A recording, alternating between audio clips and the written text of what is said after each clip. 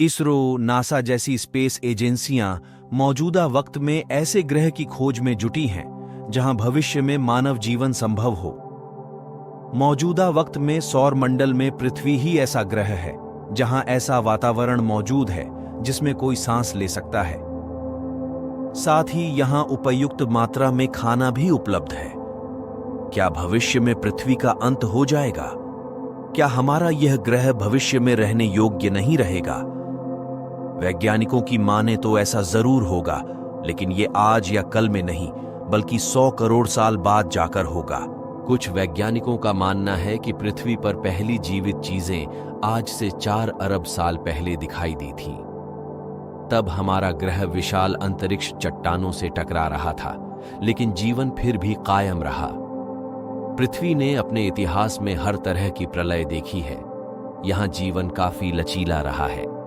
अलग अलग तरह की प्रलय जैसे सुपरनोवा विस्फोटों और एस्टेरॉयड का पृथ्वी से टकराना व ज्वालामुखी विस्फोट के चलते पृथ्वी की जलवायु में अचानक परिवर्तन आया, जिससे यहां अधिकांश प्रजातियां समाप्त हो गईं। रिपोर्ट में बताया गया कि फिर भी जीवन हमेशा पलटाव करता रहा है। नई प्रजातियां उभरती हैं और यह चक्र दोहराता है।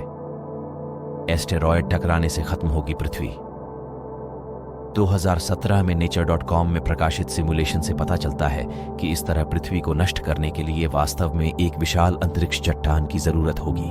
पृथ्वी पर सभी जीवन को नष्ट करने के लिए एक ऐसे प्रभाव की आवश्यकता होगी जो सचमुच महासागरों को उबाल देगा। इस बात के प्रमाण हैं कि पृथ्वी थिया नामक एक बड़े ग्रह से टकराई थी, लेकिन अब इतनी बड़ी वस्तुओं के टकराने की संभावना बेहद कम है। क्या डिओक्सीजनेशन से खत्म होगी पृथ्वी? पृथ्वी पर हर कोई ऑक्सीजनेशन की वजह से जिंदा है। अगर यह खत्म हो गई तो पृथ्वी से जीवन अपने आप ही खत्म हो जाएगा। लगभग 2.5 अरब साल पहले ग्रेट ऑक्सीडेशन इवेंट नामक एक घटना ने हमें पृथ्वी पर सांस लेने योग्य वातावरण दिया था, जिस पर अब हम सभी निर्भर हैं। साइनोबैक्टीरिया के विस्फोट, जिसे कभी कभी नीला हरा शैवाल भी कहा जाता है, ने पृथ्वी के वायुमंडल को ऑक्सीजन से भर दिया था, जिससे एक ऐसी दुनिया का निर्माण हुआ जहां जीवन पनप सका। क्या डिओक्सीजनेशन की घटना फिर से हो सकती है?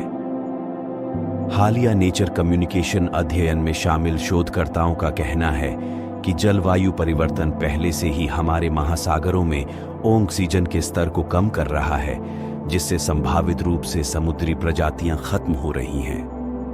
क्या गामा किरण विस्फोट से खत्म होगी दुनिया? गामा किरणों के विस्फोट की घटनाएं अब तक अन्य गैलेक्सी में देखी गई हैं। ये समुद्र के ऊपरी स्तरों में रहने वाले जीवों को मिटा देगी। ये पता चला है, गामा किरणें वायुमंडलीय ऑक्सीजन और नाइट्रोजन को तोड़ देती हैं। इससे ये गैसें नाइट्रोजन डाइऑक्साइड में परिवर्तित हो जाती हैं, जिसे आमतौर पर स्मॉग के रूप में जाना जाता है, जो भारी प्रदूषित शहरों के ऊपर सूर्य की रोशनी को रोकती है। इस धुंध के पूरी पृथ्वी पर छा जाने से धूप नहीं निकलेगी और वैश्विक हिमयुग शुरू हो जाएगा।